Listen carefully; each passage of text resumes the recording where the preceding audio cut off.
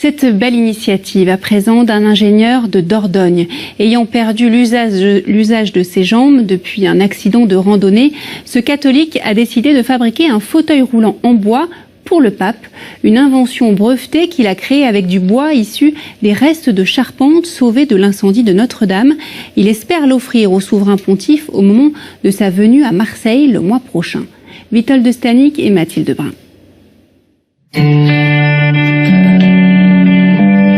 Dans cet atelier de création, niché au cœur du Périgord vert, un projet un peu fou est en train de voir le jour.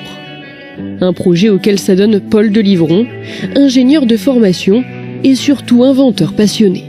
Il est là, le fameux fauteuil que je suis en train de préparer pour le pape François. Alors, il est couché sur le dossier.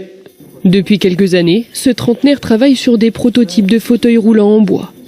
En mai dernier, lors d'un pèlerinage à Rome, il veut aller plus loin en proposant au pape François en personne d'être le parrain de son invention. Je suis en fauteuil, évidemment, je me retrouve devant, en première ligne de cette photo de groupe, et le pape arrive, et je lui tends la maquette du fauteuil roulant, ce fauteuil-là. Tout à coup, il y a quelque chose qui s'allume dans ses yeux, et il commence à jouer avec les roulettes du fauteuil qui étaient articulées. Il relève les yeux et il répond en espagnol « J'accepte d'être le parrain de votre projet ».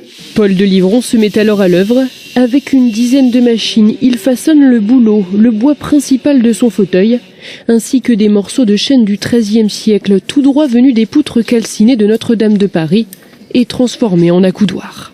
C'est sûr qu'il y a une certaine émotion à travailler ce bois. La cathédrale a brûlé et comme un phénix qui renaît de ses cendres, elle devient un petit peu morceau d'un fauteuil roulant, peut-être porteur d'espoir. Car avec ce fauteuil, qu'il veut léger et confortable, ce chrétien pratiquant souhaite que le pape garde son prestige. Dans le fauteuil qu'il utilise actuellement, je me suis dit mince alors, là il a l'air d'un petit vieux en maison de retraite, il fallait inventer le produit qui lui irait comme un gant. À terme, Paul Delivron aimerait créer un partenariat avec un industriel pour vendre son projet de fauteuil en bois. L'objectif, que ses créations restent abordables et puissent surtout profiter au plus grand nombre.